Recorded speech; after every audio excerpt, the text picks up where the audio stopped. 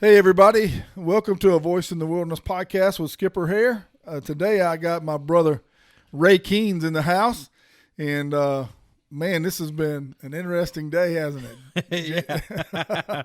This is the stuff they don't teach you about when you're going to Bible school. Yeah, January 20th. Today is the inauguration of the new president.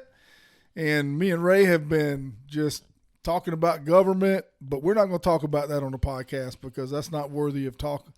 I was telling Ray, I feel like I'm in the crowd in an arena, and I'm watching a wrestling match with WWE, and I'm just now coming to the realization that it's all been planned out, that we have no say-so over what's going on. So anyway, man, but what I want to talk to you about, man, was when I came to your church this Sunday, me and my family did, and you were talking about Jesus people. Yeah. And so I want to share that with the audience and share that with the people who like the podcast. And, man, I just, because I talk about that a lot. And I'll give you an example of one time when I talked about it. Because those of you that don't know on the podcast, I actually used to be a senior pastor. I planted a church. Me and Crystal planted a church. And I've been a senior pastor at a few other churches throughout the time that I've been walking with the Lord the last 11 years.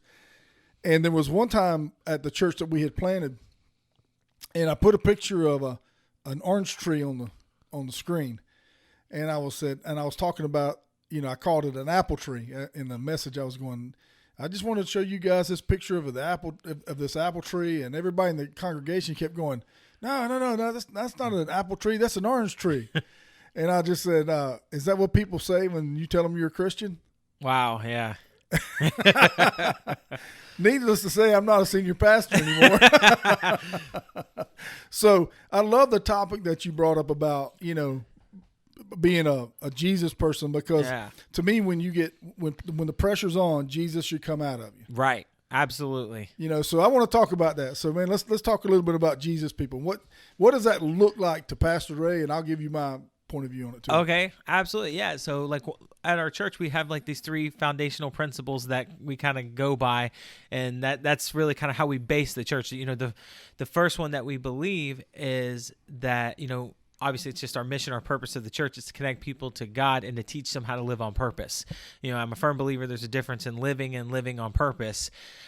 Living on purpose is just living with intentionality, knowing that every day you're waking up, that God's given breath in your lungs, there's a specific purpose that you're supposed to accomplish for that day, and that you're looking for opportunities to accomplish what God has put on your life to do. The second one is that, you belong, you belong here, and not just like here at our church, like of course we believe people belong at our church, but here in this moment that God thought enough of you to put you right here in this moment in time, because he knew that you could be the one that changed history or made a difference, that you belong right here, and that where you come from doesn't determine where you're supposed to go. A lot of people spend a lot of time talking about yesterday, when in reality we should be fixated on tomorrow, what we're trying to accomplish, not what's already been done, whether good or bad. And then the final thing, the third part of that, is that we're Jesus people, not religious people. And sometimes that will get us, it's gotten me criticized a few times on social media, or, people posting comments. Like I said on Sunday, I don't need anybody to post a comment about me. I already know everything that's wrong with me. I don't need nobody's help. But, that we're, religion is based on this idea of like what I do to please God.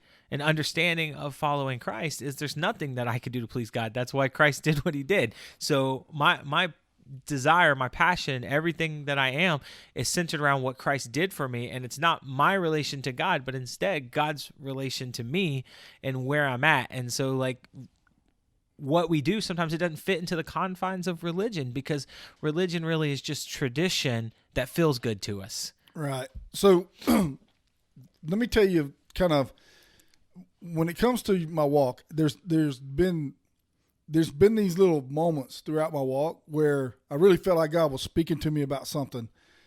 And I'm going to tell you about the time when God spoke to me about this whole principle of what you're talking about with Jesus people. And it's not us and our ability, it's Christ living through us. That's right. So amazing. So I'm listening to Jason Upton. This is a praise and worship guy that I don't listen to him a lot, but I just happened, somebody gave me a CD that they had burned and I was listening to it. And he told this story, and I'll share it with you guys. and it was so good. He said that he's a musician and very anointed worshiper, and he was talking about he was fixing his keyboard racks, and on his keyboard racks he was like putting these new screws into it and all that kind of stuff. And he said that his little son, I believe his son's name was Samuel. He said he came in and he had his little plastic tools on his waist, and he says, "I help you, Daddy. I help you, Daddy." And he said, so Samuel came over there and he said he handed him a bunch of screws, and he was like, "Just hang on to these screws here for just a minute for me, Samuel." And he said, and it wasn't long before he heard the screws just fly across the floor because he had a wood floor. And he said he could just hear them fly across the floor because he threw them all over the place. And he said he kept working. And then he said he noticed that a few minutes later, Samuel was actually on top of one of his keyboard racks, jumping up and down, and he said he realized that, he probably need to put this project off until later and spend some time with Samuel, because Samuel wasn't really actually helping him. You know what I'm saying? Even though he thought he was, and he really had the heart to, he wasn't helping him. And so he said he was going through the airport, going to do a show, and he said the Lord just spoke to him and said, "You don't help me, right?" And he was like, "What do you mean, Lord?" And he says, "You don't help me. You've got a degree in theology, and you've got all this, all this education, all this biblical education that you've went out and you've gotten." He said, "But you aren't actually helping me, right?" And he said, "It's not your wanting." He said, "It's not you actually being able to help me that makes me happy. It's the fact that you want to, just like Samuel. You love the fact that Samuel wanted to come and help you, not the fact that he actually could help you." Right. And man, when I listened to that, I was just like in tears, and I said, that took so much pressure off of me, because we grew up in America where everything's about winning and performance, and you got to have the ability to work hard and do everything you want to accomplish. But in reality, I had to learn when I got into my Christian walk that it wasn't about my ability to perform. It was about my ability to surrender. Right.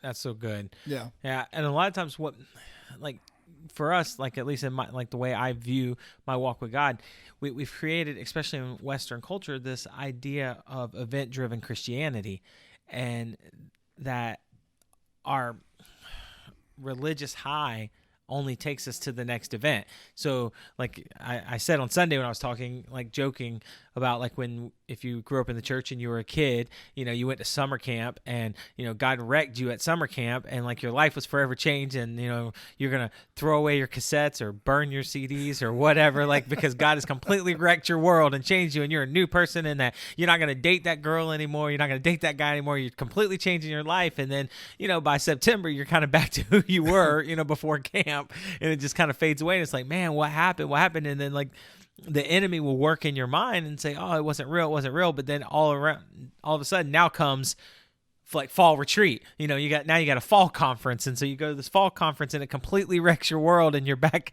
That's it. I'm changing. I'm done. I'm going right back. And you go through this cycle over and over and over again. And then what happens is you reach adulthood, and you don't have event-driven Christian moments to propel you. And the result is now all you have is the construct of a religious institution that was created with good intentions. It wasn't created with bad intentions in mind, but what we failed to teach a whole generation is that it's all about relationship.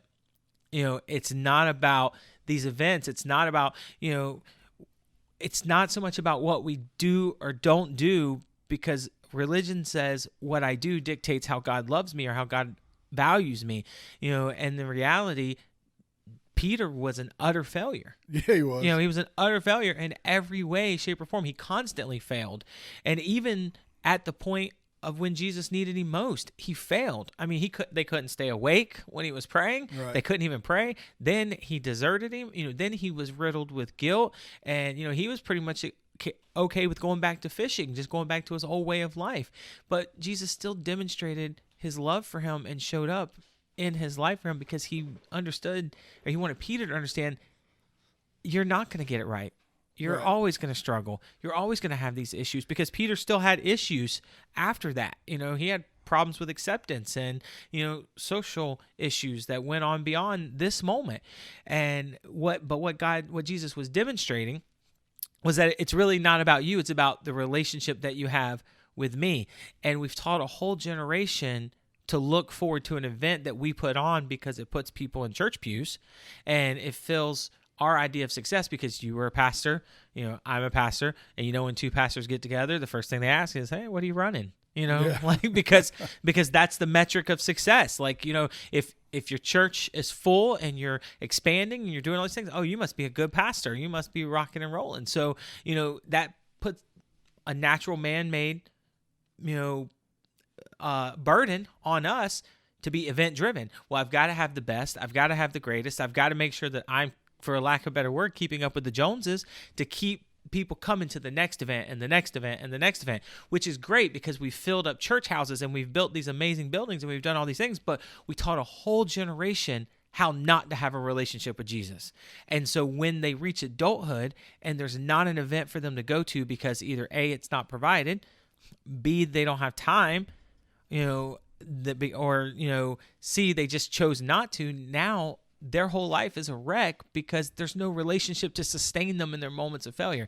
And that's where we have to understand that we're Jesus people, not religious people, because religion is going to fail you at some point. And it's even with the best of intentions. Like a lot of times we say, well, we're not religious people, like in some negative like context, in reality, most religious institution, has good merit behind it. They're trying to do something that's positive or good, but it's not going to sustain us, because it's the relationship with Jesus that we ultimately need, because that's going to determine whether we're, going to be okay in the good days and we're going to be okay in the bad days. Well, this is the problem, man, is that there's going to be bad days. Yeah. You know what I'm saying? You can't avoid that. And when you first start walking with the Lord, you've got this, you get this, it's kind of crazy. You go through this. Almost everybody I've ever seen get saved goes through the same kind of cycle. Right. And you start out and you're like, it's all new to you. And then you kind of go through this phase of I know everything. And, I can tell everybody about themselves and I can beat everybody over the head with the Bible. And then you go through a stage to where you're just kind of like, I don't have this all figured out because problems still are happening. And then I think when you really start maturing is when you start recognizing that I can't do this without him. I can't really and truly, I can't even go thought by thought in the right area, right, unless I'm depending on his power to help me. And so I tell people all the time, I said, if I go into the gym today and I could go in there and I could do, 100 reps on the bench press, and tomorrow you're not going to be able to look at me and see anything. Right. But if I keep doing that for 6 months, eventually you're going to be able to see the difference in my muscle tone, right, the way that's the way it is when you walk with the Lord. I try to tell people discipleship, to me, becoming a real Jesus person, the ones that I see that have the most impact in the kingdom, that have the most effect on the people around them, have always had somebody invest in them and disciple them. Right. And I tell people all the time, man, start praying that God will bring someone that will invest in you if you don't have a mentor. Make a difference in your life. And that's the people who make the biggest differences, those that have somebody investing in them. And I still meet with my mentor, and I told him the other day, I said, can you, because he prays for me. And you know what, man, there's nothing in the world means more to me than knowing somebody's praying for me. Yeah. And so he says, just know you're being prayed for. And I said, can you pray that God will bring me people to work with like God has brought to you? Because he's got several people that he's invested in over the last 10 years that I've known him that God is really using today. I mean, you can really see it. And so for me, I want those kind of people that have a heart for it. You know what I'm saying? Yeah. That really want to be what God's called them to be. Because honestly, when you step out there and you choose God's path for your life, it's not going to be, to me, it hasn't been the same. It doesn't gel well with the world. Right. It doesn't, for my family members that aren't believers, when they look at me and they look at what I'm doing with my life now, they're just like, I don't get it, because I used to make real good money and, I used to have the big house and the big yard and all the little toys and all that kind of stuff. And now they're looking at me and they're going, wait, you live in a tiny home, you're driving the same truck that you brought your 23-year-old daughter home in the hospital in. Yeah. And they're looking at me and they're like, why are you choosing this lifestyle? And I'm like, you know what? To me, I would rather spend my time investing in trying to help other people than I would investing my time in trying to make a lot of money. Because money is fleeting. Yeah. It comes and goes. You can't depend on it. Even this is what I tell people: money and wealth promise you everything that only God can give you. That's right. You know, status, comfort, independence. Just basically anything that money promises you. God is the one that can give the true form of that to you, and money can't. Because I remember when I had many pieces of property, they were worth a lot of money, and within 1 year, when the real estate market collapsed, that portfolio that I had that I was planning on retiring on, I would already be retired right now if we wouldn't have went through that collapse. Right. That just vanished in front of my eyes in 1 year. Wow. Vanished. Yeah. Like vanished. Well, that's what I was going to say. The problem with, how we view success, it's relative and it's not sustainable. Only our relationship with God is what's sustainable. One of the things that sticks out to me when you were talking about discipleship is like when obviously, for believers, we know the mandate in Matthew where Jesus said, go make disciples of all nations. But, what I pointed out on Sunday is that the word go, yes, it has, like the direct meaning go, but it also could be written in the same passive voice as you go. So, religion says I have to arrive before I can make an impact. Right. A relationship with Jesus, being a person about Jesus, says I could just have given my life to Christ today. I can still make an impact in someone's life. As I go, where I'm at in my journey, there's always going to be somebody somewhere that I can share my experience, my encounter, my life with. And as I go through life, there's always going to be a new person or a different person. And really, we're the sum of the people we invest in. Right. That's really what gives us value. So like when we leave this earth and we take our last breath here on this earth and the first one into eternity, every one of us wants to hear, well done, good and faithful servant. But what I want to hear, at least for me, I want to be able to look back and say, he wasn't perfect. Yeah, he had his struggles. He had all of these things. But man, this was a guy who loved Jesus and really invested in any person that he could. Right. Like he was always looking for opportunities to make someone else's life better. We were laughing and joking earlier. I'm not going to go into the podcast about, the struggles that I'm fighting. These struggles benefit me in no way, shape, or form that I'm fighting today. They're ensuring that unless Jesus returns, the generation that comes after me are going to benefit from the struggle I'm fighting right now. I'm doing it for people I don't even know yet. Right. And I'm doing it because I love Jesus, because it provides really no gain to me whatsoever except the fact that I love Jesus and he's commanded me to make disciples and to reach people and to make an impact in people's lives. And so that's the drive. You do what you do every day because it's the drive, because there's people, like there's a kid right now with your FCA stuff. There's a kid right now in 6th grade who's going to play high school football in the next 3 or 4 years, you're going to impact their life that neither one of you know that collision course is about to happen. Right. Except your faith in Jesus and the fact that you're a follower of Christ, that that moment's coming. You don't know where it's at. You don't know who that person is, and that person don't know that you exist, but it's coming. And that, like, to me, that excites me more than anything else in this world, because I know that right now, somebody's going to even hear this that we may never even know on this side of eternity, that that their life's going to be impacted by it. They might hear it in just like a fleeting moment in their car on Spotify, or they might just catch just a quick second of it and they hear it and be like, man, that impacted my life, that made a difference in my life. And we're never going to know that, but we do it consistently because we love Christ, not because we have to, not because religion confines it. And that's why Jesus challenged the religious leaders, because they were doing all the right things but had the complete wrong heart. Right. And what I love about the Jesus story is that he chose people that everyone else said wasn't good enough. Oh, yeah. And he used them, and he said, you know what?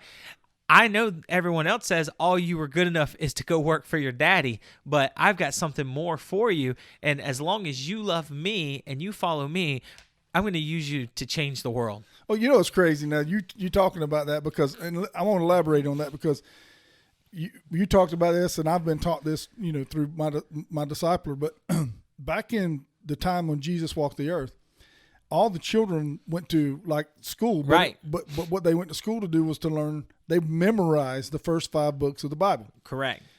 So the ones that weren't high achievers had to go find an occupation. Right. They learned their dad's trade. They learned a trade.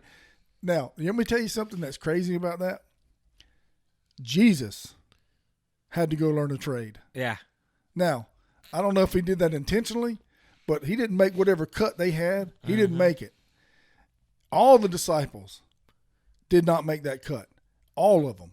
Every one of them. And this is the funny thing about and then here's religion. This is a perfect example of the imbalance we have in religion versus relationship. Here's a beautiful image of it in my opinion. A lot of churches, when you apply to be a senior pastor, a lot that are in established organizations won't even allow you to apply unless you have degrees. Right. Degrees in seminary. Now, I totally get it. That's great that you got a degree in seminary, but that disqualifies everybody that Jesus had following him. Right, because they didn't have degrees. They didn't have degrees. They did not make the cut. They were not. They had to go learn a trade. But I love the way Jesus took and he handpicked these men out of the world, and almost anybody can identify with one of them and what they were doing and where they were at in life. And that's what I love about it, because when you look at Peter and you look at Paul, Paul was a murderer. Peter was constantly sticking his foot in his mouth, constantly saying things he shouldn't have been saying. You had a tax collector. You know, you had all these kind of guys that Jesus went out and picked and said, come follow me. But what I love so much. He selected personalities. Yes. So what I love so much about the way that he chose those guys is it's evidence. It's like the scriptures are evidence that God can use anybody no matter how dysfunctional they are.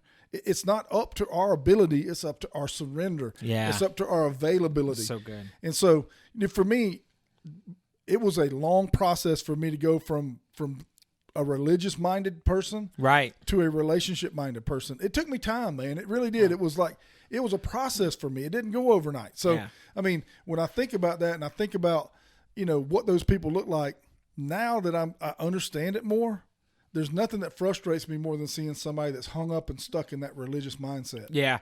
And, the thing about it, like a lot of times, I feel heartbroken for them because, they, even though sometimes they're rude and maybe even derogative, like they genuinely feel they're right. Oh, absolutely. Like they genuinely feel like it's coming from a place of being right. And so like, I'll give you a perfect example.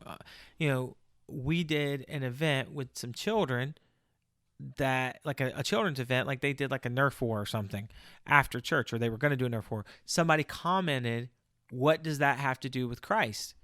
Well, the appropriate response would be absolutely nothing in terms of like what the Bible says, but it has everything to do with Christ, because the person orchestrating it and putting it together is bringing those kids together, doing something that they enjoy doing, and is using that moment to impart the word of God into their hearts, and believing that that word's not going to return void, believing that that word's going to return with a rate of harvest. So yeah, like in context of you asking the question, it has absolutely nothing to do with leading people to Jesus. But times have changed, right? And this is where like Jesus people understand that methodology isn't what we're married to. The message is, right. Times have changed, and so like short of sin, there's nothing we shouldn't be willing to do to get the message of Jesus across. We do whatever it takes, as long as it doesn't compromise the church or it's some type of sin. We're going to do whatever we need to do to reach people for Jesus. And the way we do that, it might be with a Nerf war, or it might be with, a glow-in-the-dark egg hunt. It might be with a cookout. Who knows what methodology we use, but I'm unashamed to say I'll use whatever it takes. Yeah. You were talking about that in the sermon. And I just love the way you were just so passionate about that, because, when I've been a senior pastor, I've been in traditional churches, I've planted a church, I've seen the difference in the two of them from the inside out. And so one of the things that really jumps out to me now, like, when I'm in town, I'll come see you guys, or I'll go see Travis over at City Church. And those are kind of the churches that I'll attend in town when I'm in town. I've been to Hopeful lately, and we try to visit the people who support the ministry, right? Absolutely, and share with everybody what's going on. And so, but one thing I really notice when I go to some of these churches, I go to a traditional church, and it's mainly people in their senior years, right? What we call gray. Most people have gray hair. I come to your church or Travis's church, and it's the total opposite. You've got mostly people our age or younger, right? And I was telling my wife the other day, and I'm like, what has happened to, what has created this disconnect between the traditional church and the modern movement? Right. And I think that it almost, and please I'm not condemning any church, because God uses all of them. Right. We're all on the same team. But the reality of it is, man, is that when you look at these traditional churches, a lot of the leadership in those churches have not come to the conclusion yet that things in that generation changed so dramatically. Right. That generation literally went from riding horses to seeing people land on the moon and then some. Yeah. And that generation has seen all that, but what they've failed to identify is the fact that this younger generation is totally different than their generation was, and it's so instant. Yeah. And even though that movement in that traditional church was absolutely on point for so long. Yeah. It's not as effective in this generation that it was in theirs. And God's entrusted that leadership to them, but they've got to be willing to turn that leadership over to people who have a different vision to reach the newer generation. Because when you've got a little device in your hand, and you can be entertained in any way, shape, or form, at the blink of an eye, you can't expect those same people that are having this kind of entertainment level to come to a traditional church and actually be able to relate to them, right? Because it's totally different now. Yeah, I would say, in terms of the context of what you're talking about, like, it really determines your perspective. Like, if you're looking at, you can see problems or opportunities. And, like, for me, like, I'll use a perfect example. Like, it's no stranger. You can turn on the news and see, it seems like every month there's a new riot of some sort that's going on. Somebody's rioting about something, or somebody's protesting about something, like, we see that problem. And yeah, I mean, that's a real problem. We see the problem, but in reality, that's an opportunity if we just recognize it. Those people, most of those people don't even know what they're rioting about. They're doing it because they're so desperate to matter. Right. They're so desperate to have purpose. They're so desperate to have a move. They're just searching, scratching everything, because the problem with those devices is they've devoided us of human emotion. Right. And so, like, a whole generation has grown up and has had the opportunity to know what it's like to fall into place. So, and they're so instant. So they think, I've reached legal age, I've arrived, I'm supposed to just be on top. Like, we come from a generation where you start at the bottom, you work hard, you make your way up, whereas now, like, okay, I'm grown, here I am, I'm arrived, help me out. Well, when you have those two different ideologies clashing, you're going to have those problems. And like what I said earlier about, the context of religion, really what it is, it's the traditions that we hold on to in the name of God. Right. That's really what religion, all it is. It's things that, like, we do this because God wants us to, not because, in reality, though, it's what we want, not what God wants us to. It's like, I like this, and I know it's a far fringe extreme, but to tell somebody, we wear our Sunday best. If you don't wear, if you don't dress to the nines, don't come here. That typically doesn't happen too much anymore, but it did happen. It happened to, I told you in my sermon on Sunday, it happened to us, as a child, we were told that, that was an idea that was masked under this idea of this is Christianity or this is God. In reality, it's just something I like that I'm, putting off onto someone else. These young people, if we look at where they're at and we say, you know what, the method that we're going to reach them, it's not as, as much as I'd like to think that I'm going to open my door and say, hey, I'm preaching this week and everybody's going to come in and fill the place, it's just not going to happen. But if I use that same methodology that you were talking about, how they live their life on those devices, and I'm willing to branch out and use those devices, and it's a learning curve for me because it's happening so fast that it's even faster. Like I've reached the point in my life that the technology changes so fast that it's changing faster than even I can keep up. But I surround myself with younger people who can help keep me up.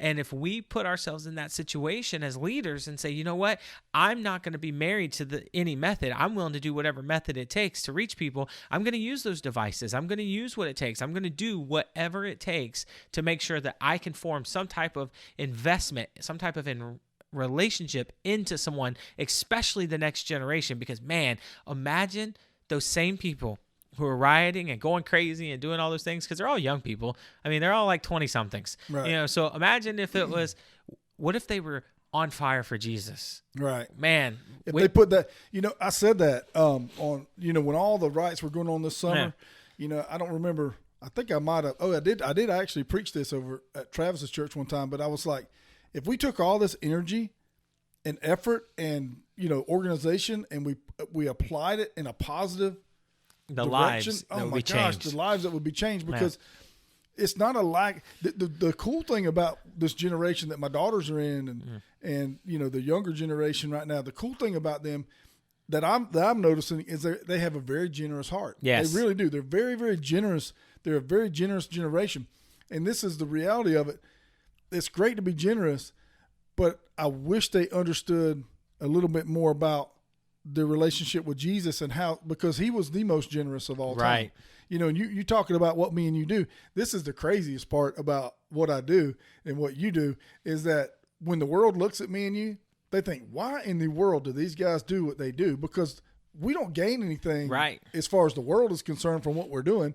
Why would you be willing to, go spend an hour with a teenage boy and talk to him about his issues when you get nothing out of it? Right. It's because when you become a Jesus person, it's not about you anymore. That's right. It's totally not about you anymore. It's all about, how can God use me as a vessel to communicate with that person and help them in whatever struggle they're going through? Because one thing I'm realizing more and more as I get older, and I'll be 50 in just a few days, but more and more as I grow older, I realize this: there are a lot of people just right outside of your eye shot that are going through one of the worst times of their life. Yeah. And they need somebody that can help them and encourage them and get them to the next stage of their life. Yeah.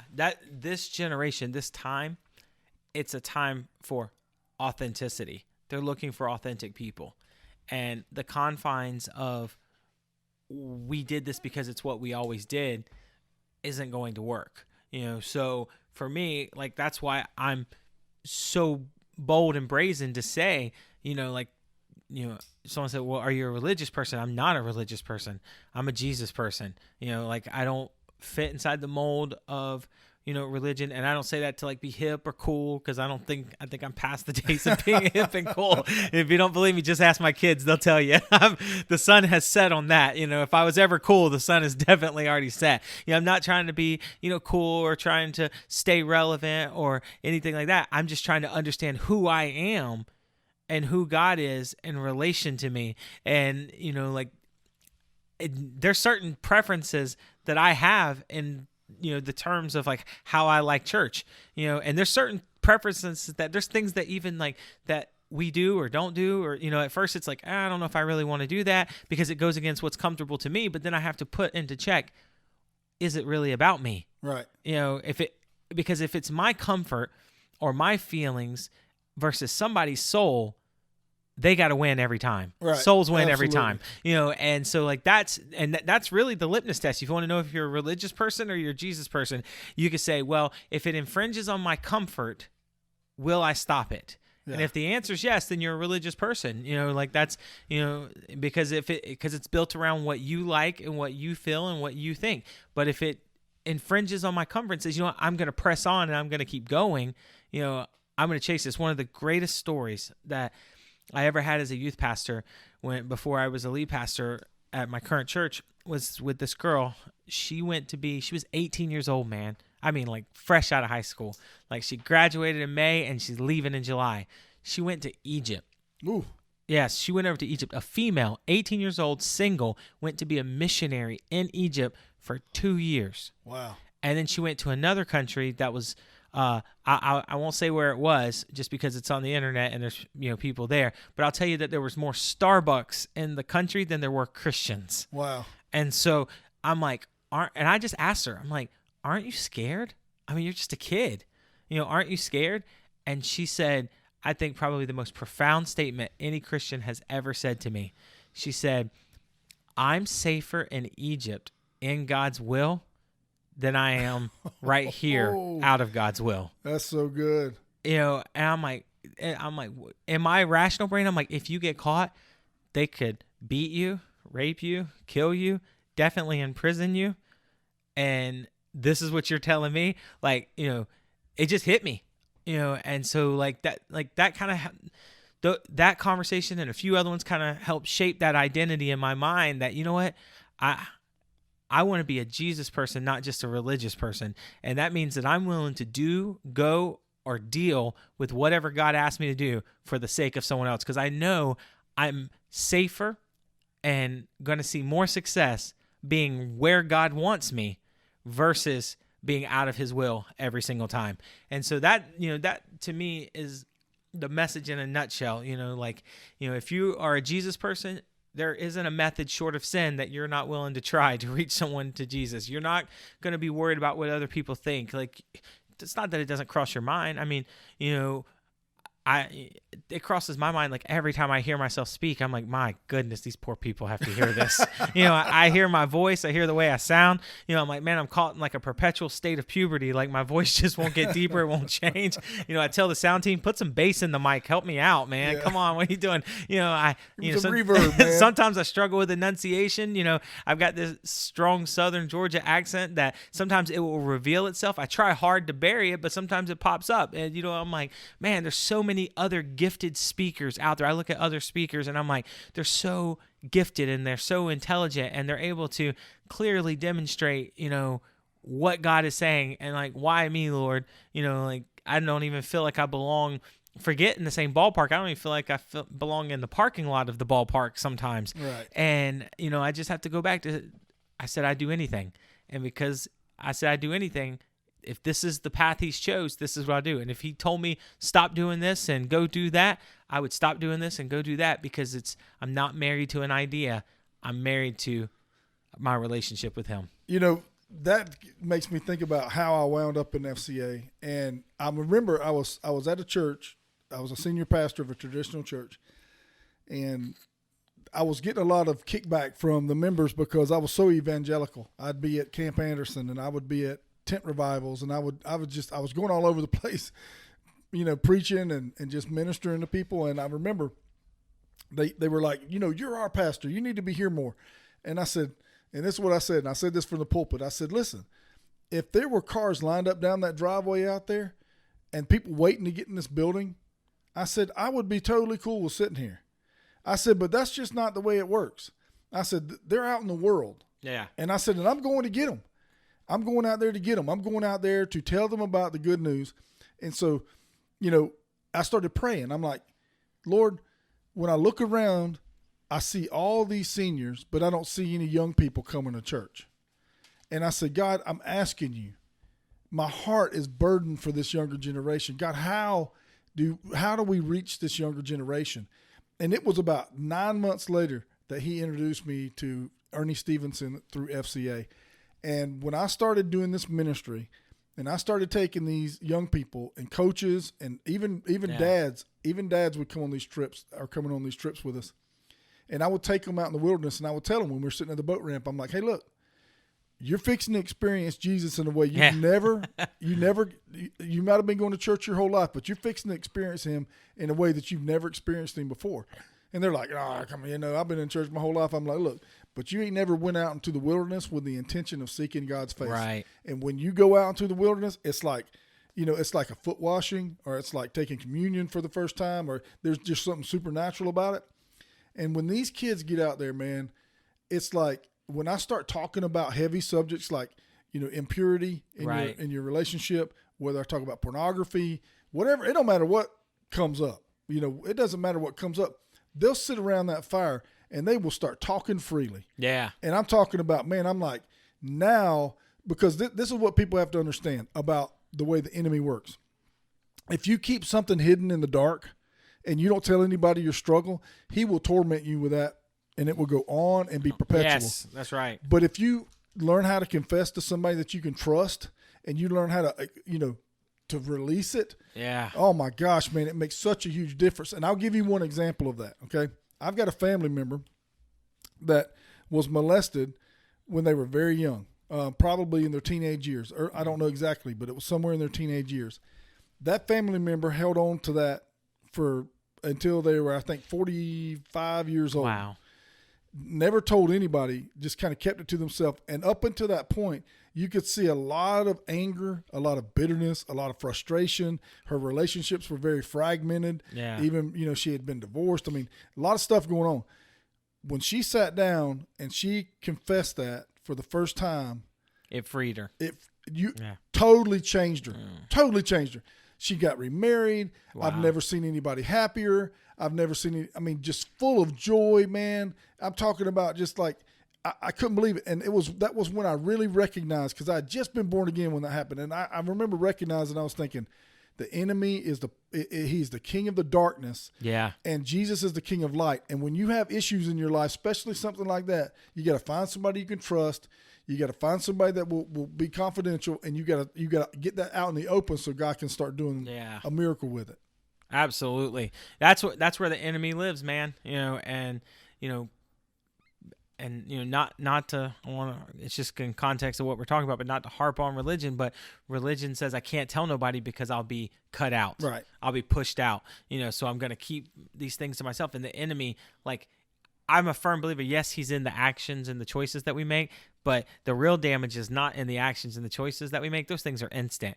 It's in what goes on in our brains afterwards, the things we feel and the things that we have to process and deal with. So that's why, for me, like, I try to stress with every person I have a relationship with, the most important thing you can have is that Jesus relationship. Be a Jesus person. Be someone who's centered around Jesus, because Jesus said, it doesn't matter how many times you mess up, you can get another shot. It don't matter how many times you struggle. I mean, he loved Peter. Like, I just love the passage of scripture where he says, go tell the disciples and tell Peter. That's right. He could have just said, go tell the disciples. Peter would have been included in that. Right. He wanted to point out, go tell Peter it's okay. And on top of that, I actually spoke about this the other day when I shared at a conference. Uh-huh. Peter denied Jesus 3 times. Yeah. Well, when Jesus returns after he was crucified and he comes back, he takes the time to go sit on the bank. Yeah. And he's hollering at Peter and them, hey, put the net on the other side. Yeah. And Peter recognizes, I know that. I know know that gimmick. Yeah. I know that whole deal. Okay, I remember this. I know who that is. He took him back to the beginning. That's right. And he sits him down next to a fire. And I'm telling you, that's why this ministry that God has called me to is so impactful. There's just something about that whole concept of sitting around a fire, being in the wilderness, being out. He sits him down and he says, Peter, do you love me? And he asked him that same question 3 times. And Peter's like, Lord, you know everything. You know that I love you. And he said, well, if you love me, I need you to get out of that fishing boat. I need you to stop being where you're comfortable. I need you to stop going back to where you think you're not worthy.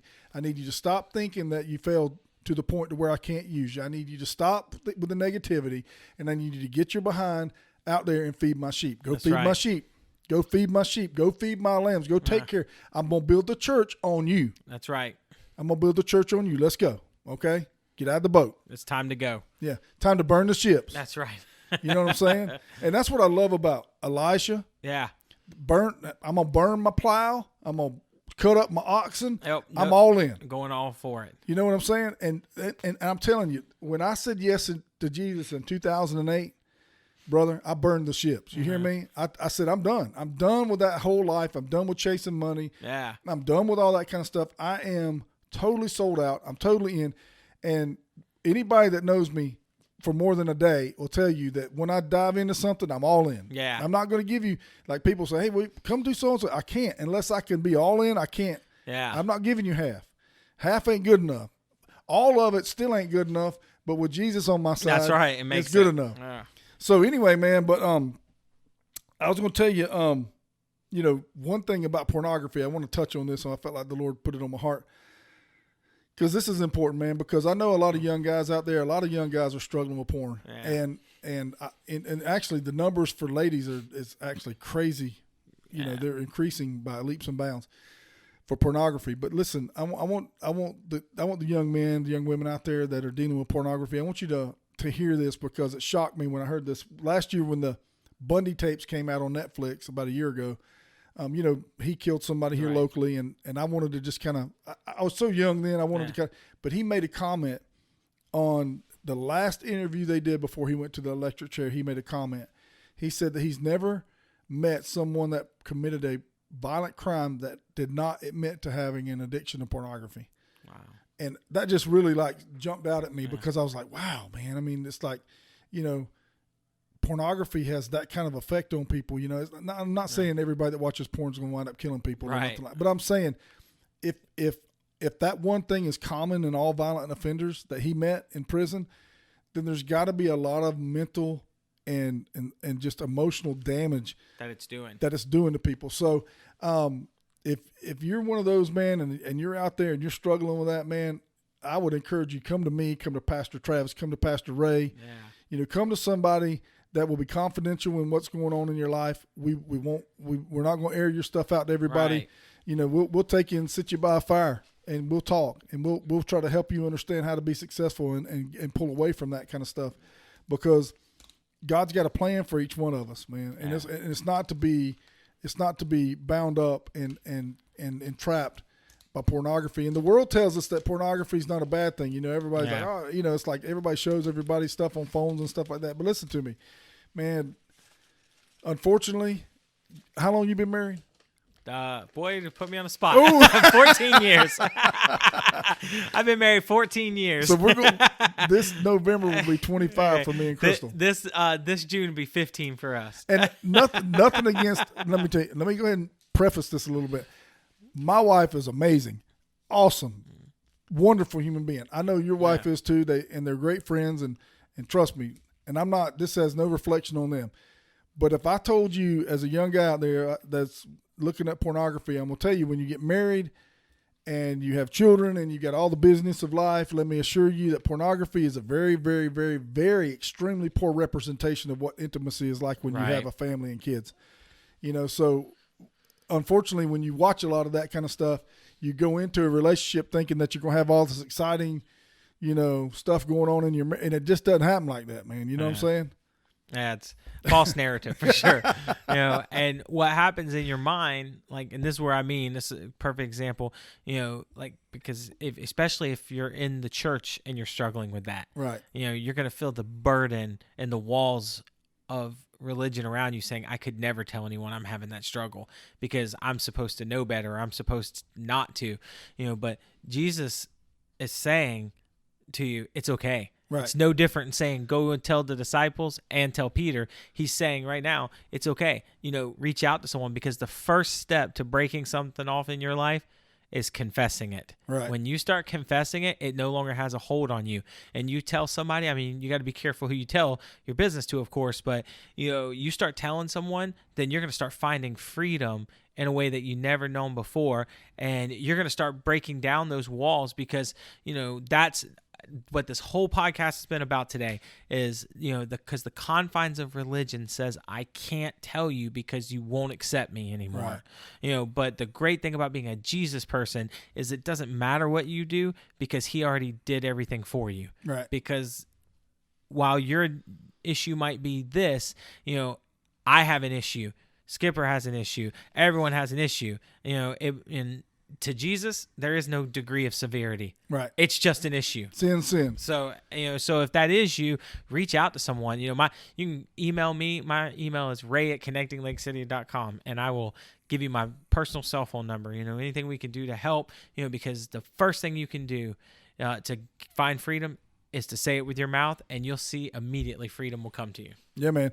So listen, we're going to have to get off here. We're running out of time, but I'm going to tell you, what a great topic today. What a great conversation. And you guys, always love my being here. email is shair@fca.org, shair@fca.org.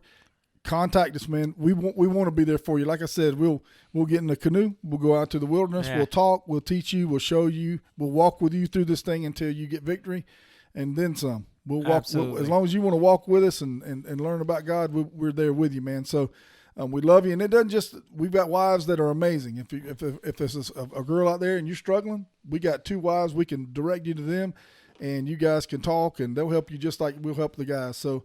Luckily God did. And I tell people all the time, I know this falls for you too. I know how much God loves me because of the woman he gave me. That's right. So we appreciate you guys watching the podcast. Thank you so much for being here. And we look forward to talking to you again next time on A Voice in the Wilderness with Skipper Hare. We love you. You guys have a great one. Thank you for listening to A Voice in the Wilderness podcast with Skipper Hare. We hope you enjoyed this podcast. You can also learn more about FCA Outdoors by going to fcaod.org.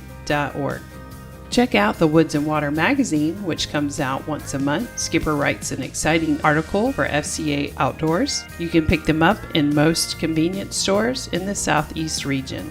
Don't forget to subscribe to the YouTube channel Hare Days-Uncut to follow all the podcasts from Skipper and his friends.